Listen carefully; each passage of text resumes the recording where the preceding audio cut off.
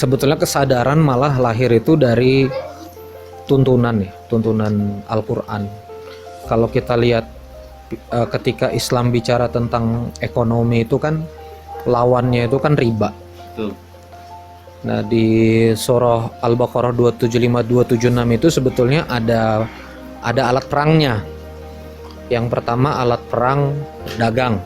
Wa ahalallahul bai'a wa harrama riba. Buyu, jual beli itu kemudian dihalalkan Allah dan Allah mengharamkan riba. Tapi di 276 itu ada juga kalimat yamhaqullahu riba wa yurbis shadaqat gitu kan. Wa yurbis shadaqat. Jadi gini, pilar membangun ekonomi Islam ini dua, dagang sama sedekah itu. Baitul mal, kita teknologinya 3 ya. Ada zakat, infak bebas umum dan wakaf. Nanti ini kalau dibahas ini kemana-mana nih. Yang ziswaf itu dahsyat. Nah, kalau misalnya dagang itu hampir semua orang secara natural ini udah bergerak untuk dagang.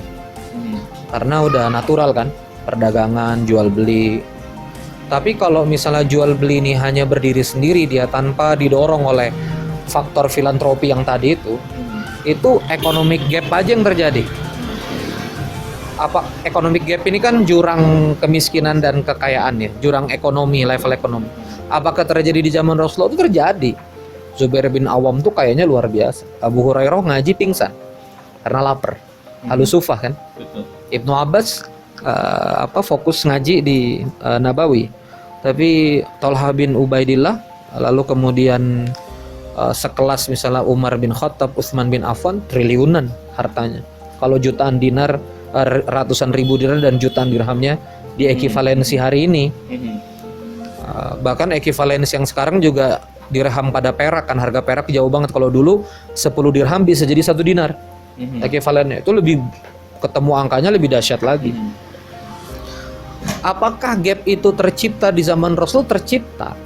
Tapi kemudian mereka secara ruh saling berbaginya, secara jiwa tolong menolongnya. Ya kalau tahunnya, kalau kita ngomong filantropi lah, itu luar biasa.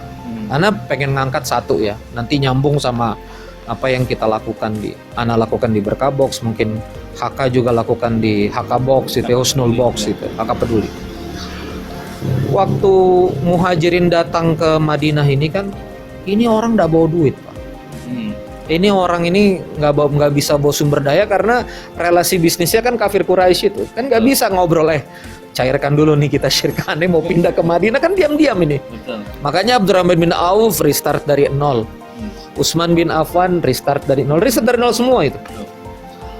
Maka yang nggak punya saudara ta'akhi kan ada sekitar 90 orang, 40 sekian pasang dipasangkan ta'akhi, dipersaudarakan. Masih ada yang nggak kebagian rumah, tinggallah di Ahlus Sufah itu. Maka muncul hadis Rasulullah, tolong gantungkan kurma kalau kalian panen, gantung ke tiang-tiang masjid. Yang sekarang jadi inspirasi naruh Berkah Box di masjid-masjid. Itu ada juntrungannya, tapi kan kurma panas, Kang. Kalau pagi, siang, sore dihantam kurma terus kan panas perut. Maka sahabat Rasulullah bilang, ya Rasulullah ini panas perut kami ya Rasulullah. Adakah yang lain? Maka Rasulullah bilang, kalau kamu masak 3 bawalah yang keempat. Kalau kamu masak 5 bawalah yang keenam. Ini kan filantropi. Nah jadi kalau kita cuma berdiri di sektor entrepreneurship saja, dagang, tapi kemudian filantropinya nggak dikerjakan, nih umat nggak kemana-mana. Ya umat nggak kemana-mana. Makanya saya kalau dalam pikiran tuh gini sih Kang, kalau saya tuh ngelihat yang ngajarin bisnis, yang ngajarin entrepreneur tuh udah banyak banget. Dan mereka kan bisa bekerja secara komersil ya. Tapi kemudian yang mau terjun untuk kemudian scale up pondok-pondok, scale up yayasan-yayasan yang dia memang takhasus untuk umat gitu, bukan profit, kan beda ya. Orang yayasan digaji itu kan ujroh, upah, bukan profit. Kalau profit beda lagi. Kita kumpulin 10 miliar, operating cuma 7 miliar, 3 miliar dividen tuh beda lagi.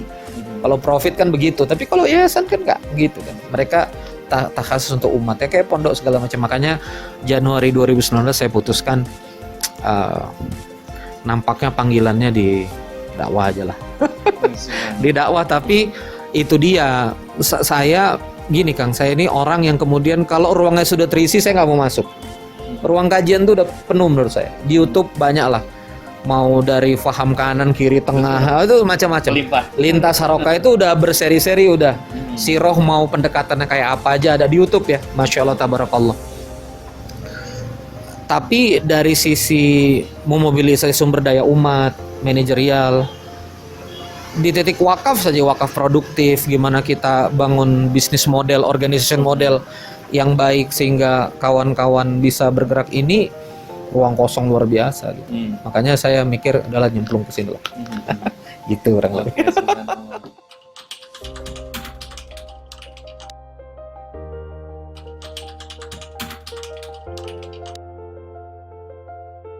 Ya, sebetulnya kan kalau misalnya saya hari ini ya, kembali lagi begini, bahwa ada bisnis yang kemudian kita kelola itu tidak bisa dinafikan ada, bahwa ada satu dua yang kemudian itu tanda petik komersil lah. Kayak misalnya saya ngajar di korporasi masih dibayar secara komersil hitungannya. Ada kawan-kawan masuk grup pembinaan WhatsApp, mereka bayar, itu juga hitungannya masih komersil lah. Nah tapi kemudian memang full time full heart hari ini memang itu sebetulnya lebih membangun dakwah filantropi ini. Karena gini Kang, kita bicara makanan saja ya. Kalau kita jual makanan 20.000 berarti yang bisa makan adalah yang punya 20.000. Kalau kita jual makanan 10.000 yang bisa makan adalah orang yang bisa 10.000. Ini kalau di bisnis model komersil kan. User adalah buyer, dia yang beli, dia yang makan. Maka kalau mereka nggak punya gimana, apa nggak makan? Nah, maka lahirlah Berkah Box, ada user donasi 10.000 tapi orang lain yang makan. Ya kan? Sebetulnya mirip-mirip kayak bisnis juga, tapi kan akadnya donasi sehingga kita posisinya wakalah, kita belanjakan lagi ke vendor, tapi kan gerakan ini membuat orang-orang yang di bawah ini bisa makan. Apakah yang jualan makanan ini salah? Enggak, bener. Tapi kalau semuanya jualan di titik makanan bentuknya seperti itu juga masalah ya.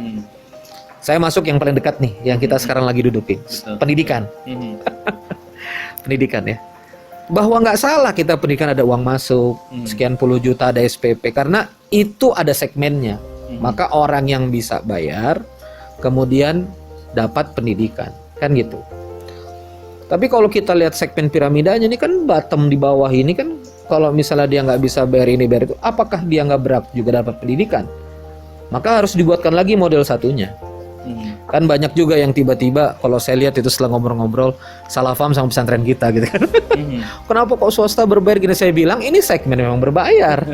Ada segmen yang lain yang tidak berbayar juga, yang gratis yang. Nah, artinya bahwa filantropi ini harus juga ada yang ngerjain gitu loh, di sektor pendidikan, di rumah sakit, di klinik, yang modelnya itu adalah model menggerakkan sumber dari umat ini kemudian dipakai. Dan menurut saya gini Kang, kalau kita bicara filantropi itu tidak sekedar cuma aktivitas nyari sumbangan, sebetulnya lebih pada menggerakkan sumber daya diam. Kak saya aktif jadi coachnya di Masjid Bilioner, ini gengnya Masjid Munzalan Mubarakan Pontianak ya, Lukmanul Hakim ya. Kita latih, mungkin sekarang sudah ada 700 takmir lah, berbatch-batch gitu, pelatihan di Zoom. Tapi outputnya jelas, bangun Baitul Mal. Jadi bangun Baitul Mal, edukasi masyarakat tentang ziswaf, ada canceleng kecil tiap Jumat tapi ada canceleng besar. Wonderful loh. Ada satu masjid baru buka 1 hari, orang transfer 1,6, 25 juta, 15 juta. Itu cuma modal, gini doang nggak? Meja. Modal meja, install orang, terus taruh Baitul Mal Al-Ikhlas, Baitul Mal Nurul ini, lapor ke UPZ, umat ngalir uangnya. Sesederhana itu. Jadi menurut saya memang kita ini bapaknya di komunikasi gitu. Makanya setelah tadi ngobrol kan ada 20 sekian angkatan alumni Husnul yang sudah lulus. Harusnya kita udah jadi HK5 sekarang. Idealnya. Iya itu. Jadi banyak aset yang diam, banyak sumber daya yang diam. Ini potensi luar biasa lah.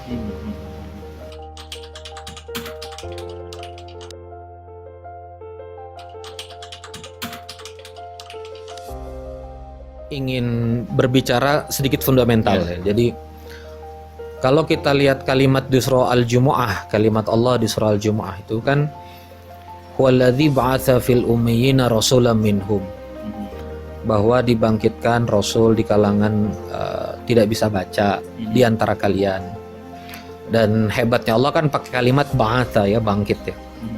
Yang nanti akhirnya jadi kebangkitan generasi, kebangkitan Quraisy yang akhirnya menaklukkan Persia. Lebih tepatnya membebaskanlah futuhat Persia dan Romawi. SOP-nya kan yatslu alaihim ayatihi wa yuzakkihim wa yu'allimuhumul kitab wal hikmah. Jadi passion itu sebetulnya di wa yu'allimuhumul kitab wal hikmah. Yatslu alaihim ayatihi, tauhidnya, marifatullahnya, ayat-ayat Allahnya diinstal dulu. Itu jadi frame. Jadi frame ini framenya. Allah menciptakan kamu makhluk Allah dan seterusnya, ini frame. Makanya di ayat sebelumnya kan Al-Malikul Quddus, ya kan? Azizul Hakim gitu. Nyambung sama Al-Aziz, nyambung sama Al-Malik, Malikul Quddus di ayat 1. Keduanya wa yuzakkihim. Ya dibersihkan dulu dari, ya seperti saya suka banget ngelihat spanduk HK, ke HK mau apa, itu kan wa yuzakkihim. Allah, gitu kan. Kamu ke HK karena apa gitu. Itu tuh wa yuzakkihim. Apakah mau kaya? Saya bilang sama putra saya, "Bang, pokoknya habis sekolahin kamu bukan untuk pinter, apa kamu belajar adab, belajar akhlak, belajar tauhid." Karena itu tadi wa yuzakkihim.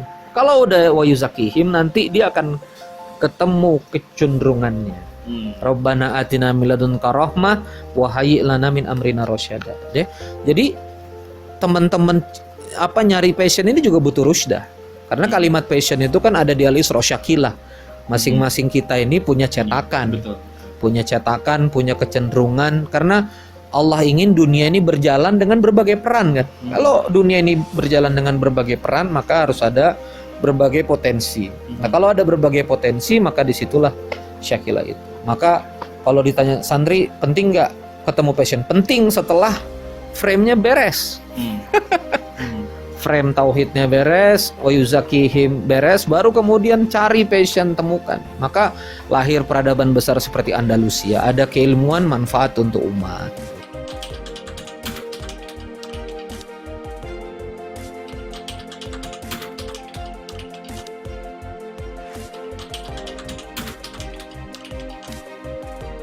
Vision itu kan wadakhilnal jannata darassalam, masuk surga Allah bighairi hisab. Itu vision mardotillah, liqaillah, bertemu dengan Allah. Itu udah nggak ada. Ya bagi kita santri cuma satu aja. Gitu.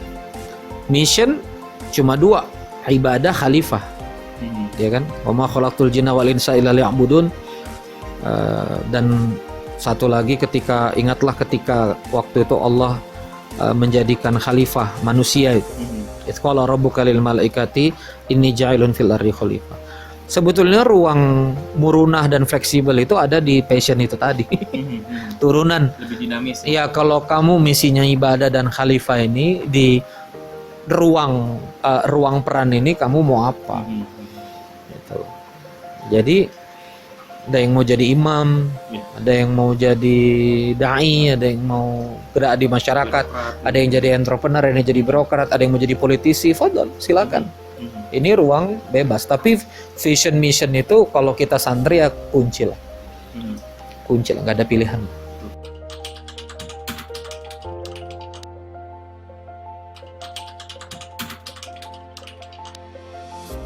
Saya sebetulnya sudah jatuh cinta dari dakwah ini SMA kelas 1. FKPM, Forum Komunikasi Pelajar Muslim, dan Ikhwah bangun Yayasan Al-Ukhuwah waktu itu. Kenal tarbiyah, kenal halakoh itu dari November. Ingat banget saya catatan saya pertama tentang makna hayah. Itu November 2021. Ustadz Oci Sarkosi, alumni FTUI, Teknik Mesin UI. Itu yang seminggu sekali datang ke sekolah, dan saya termasuk angkatan pertama di sekolah karena ini program pertama saya ketua Rohis kelas 1 pula waktu itu. Jadi generasinya habis di kelas 2. Masuk di ITB juga jatuh cinta pada dakwah lah. Keluarga mahasiswa Islam, nggak goyang lah, nggak ke BEM, nggak kemana, ngurusin kaderisasi, cinta banget lah sama dakwah daurah gitu. Ada satu hal setelah nikah. Jadi setelah nikah itu saya berpikir ini nggak ada bisnis modelnya nih, ini nih nggak bisa buat hidup. Nah ini nih yang saya kalau mau cerita dalam banget. Jalanlah saya ke Jogja ke Ustadz Salim Villa. Ustadz Salim udah ngomong, akhi jadi dai aja. Ustadz bilang gimana mau hidup nih, amplopnya nggak jelas, kadang ada kadang enggak gitu-gitu. Terus gimana kita mau beli mobil, aduh nggak ada masa depan. Menurut saya durhakanya saya pada dakwah itu 2008 itu. 2009 lah tepatnya ya, 2008 November 2001 ya 2009 lah. Saya mulai, makanya kalau orang manggil ustadz pun saya nggak mau waktu itu. Islamic self developer gitu. Hingga kemudian begitu ya 2018 ya pas 10 years gitu ya. 2018 tuh saya ngerasa 10 tahun ini nggak kemana-mana bagi saya secara pribadi. Kualitas keluarga, kualitas pencapaian. Ya hebatnya Allah itu terus menjaga aib. Hebatnya Allah ya, terus menjaga aib. Orang-orang masih banyak sayang, tapi kalau hitungan saya secara pribadi babak belur. Di akhir 2018 itu ketemulah dengan seorang guru kakak Kiai Lukmanul Hakim 2 tahun di atas saya. Kami ketemu dalam filantropi Gerakan Infak Beras, itu dia founder, dan mengatakan balik ke dakwah, anta mualim, balik ke dakwah, balik ngajar lagi.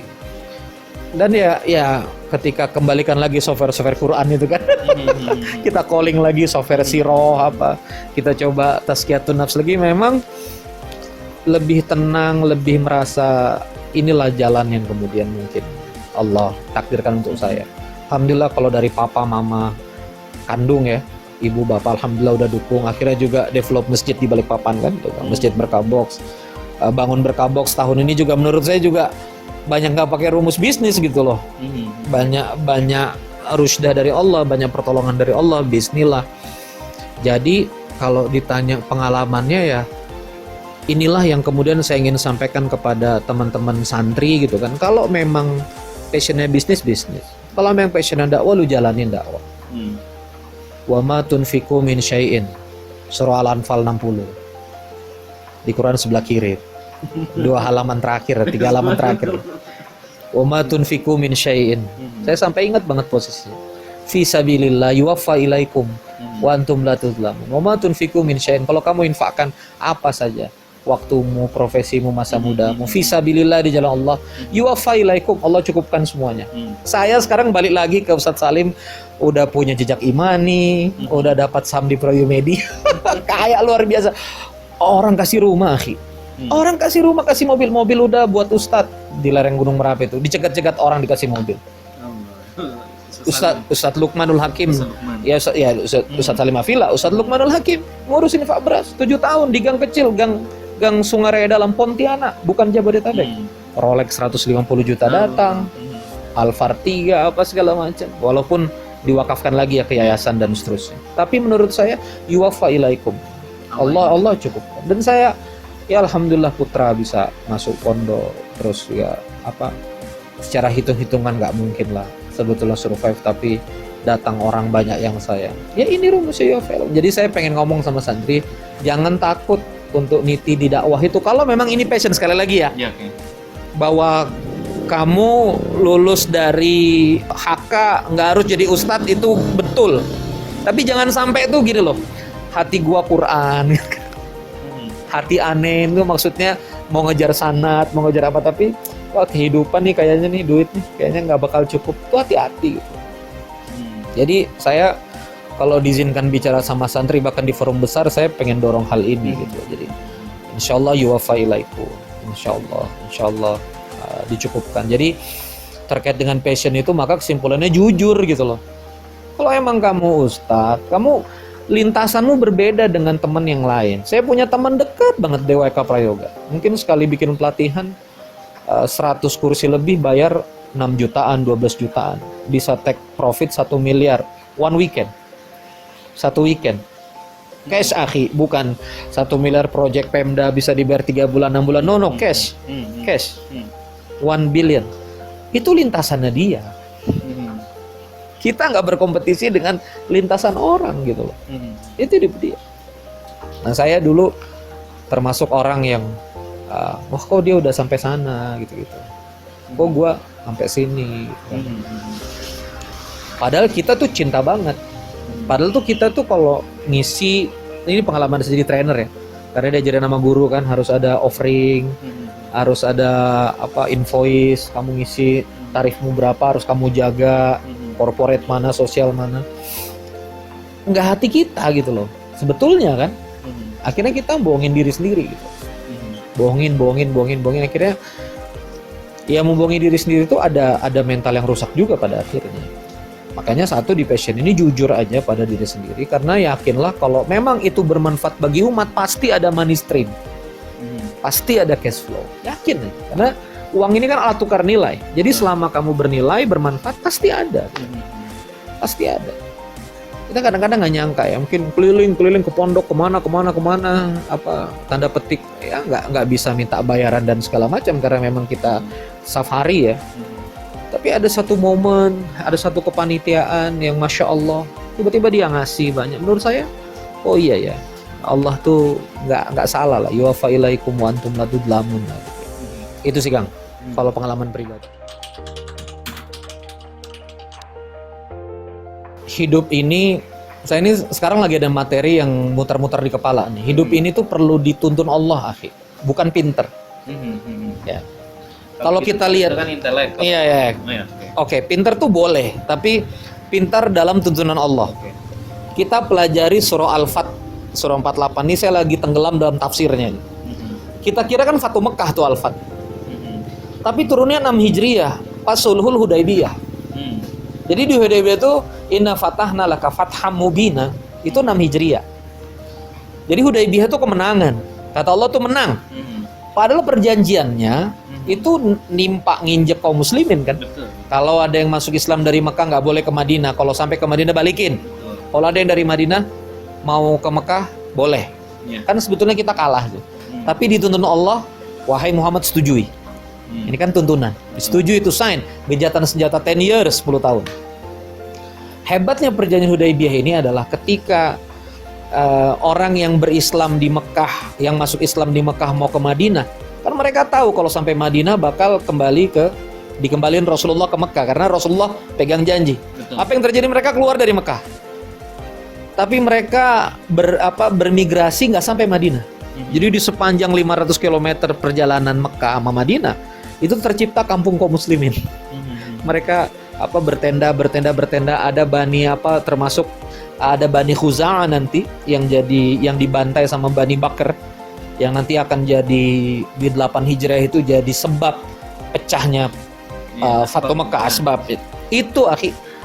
Perjanjian Hudaybiyah itu menyebabkan 500 km itu terjaga, suplai logistik, dan akhirnya menjadi pondasi bagi Fatu Mekah. Jadi gini, kalau dari segi pinter-pinteran, Hudaybiyah ini secara pinter-pinteran cerdas, Quraisy lah. Iya dong, nggak imbang pasal-pasalnya. Tapi ingat, Rasulullah dituntun wahyu, that's the deal. Betul. Firaun dimimpiin laki-laki bunuh dia, bunuh semua laki-laki. Bayi laki. Ini pinter kan? Pokoknya sensus lihat siapa laki-laki lahir, sikat. Tapi ibunya suruh ngalirkan ke sungai, malah masuk istana, coba gitu. Jadi malah masuk istana, makan gizinya istana, dirawat di istana, padahal ini ditakutin. Jadi kalau saya ke teman-teman Tsanawiyah, ke putra saya juga, ke yang aliyah, yang penting antum diberi petunjuk oleh Allah. Makanya ayo dekat ke masjid, mumpung masih di pondok, nggak pegang HP, jernih-jernihkan batin, hafalah Al-Quran. Quran ini keberkahan supaya dapat petunjuk, tuh satu. Yang kedua adalah ketika Ibnu Abbas ini kan berarti anaknya Abbas, sepupunya Rasulullah. Cuma baru pindah ke Mekah itu jelang Fatu Mekah atau setelah Fatu Mekah, intinya 3 tahunan sebelum Rasulullah wafat lah. Ibnu Abbas itu hanya bertemu 3 tahun, ulama besar. 12 tahun kalau nggak salah ya di belakang Rasulullah, di unta Rasulullah, yang akhirnya lahir hadis yang diriwayatkan oleh Ibnu Abbas, jagalah Allah menjagamu. Kalau kamu minta apa, minta ke Allah. Kalau kamu minta perlindungan kepada Allah. Kalau satu bumi ini jin dan manusia mau kasih kamu manfaat, kalau Allah nggak kasih, nggak akan. Itu kan anak 12 tahun. Kalau sekarang ya Tsanawiyah ya. Tsanawiyah, tauhid kan. Jadi pesan saya, bab terkait passion ini, kalau nanti udah dapat rusda, Allah pasti tunjukin. Kita punya alumni teman dekat banget, seangkatan di TB 2004, Hadia Warman, ya. Betul. Fisika 2008, emang wah luar biasa. Kadang-kadang saya dibembelin fisika dasar sama dia aja, saya ngerti nih anak ngomong apa gitu. Dia tuh bisa tenggelam pakai puluhan kertas, Pak, rumus-rumus fisika tuh yang saya pun nggak paham. Tapi dia istiqomah dengan itu. Hari ini kan masya Allah udah doktor, PhD ya di Jepang, dihormati. Hadia Warman, hafal Quran, menantu ulama darah husnul mentok ya, husnuliin. Jadi ana tuh melihat dapat rusdah. Kalau udah dapat petunjuk, beres deh passion mau kemana. Nah, terus pegang Allah, betul-betul terikat pada Allah. Iya, soalnya kadang-kadang kita begitu di pesantren, entah apa jemu apa bahasanya gitu kan, udah terlalu kental nih kita. Begitu keluar, wah ketemu dunia, wah ini. Akhirnya Allahnya hilang kan. Allahnya hilang, hitungan dunianya muncul apa segala macam. Tapi insya Allah lah pasti comeback lagi lah. Saya sekarang punya banyak teman-teman yang ya Allah Ren, aneh ini mondok gitu. Ada alumni jaringan juga Gontor, masya Allah tabarakallah, temen. Sekarang malah ngurus jaringan rumah tahfiz, pengusaha baju. Akhirnya keliling sama aneh ke pondok-pondok. Itulah kita ngelihat apa, anak-anak ngafal Quran, anak-anak dididik tauhid, nggak pegang HP. Di saat generasi muda udah rusak luar biasa, mereka dapat asrama, baik yang berbayar maupun tidak berbayar yang kita kelilingi. Itu masya Allah. Menurut saya inilah ruh dakwah, kesempatan kita.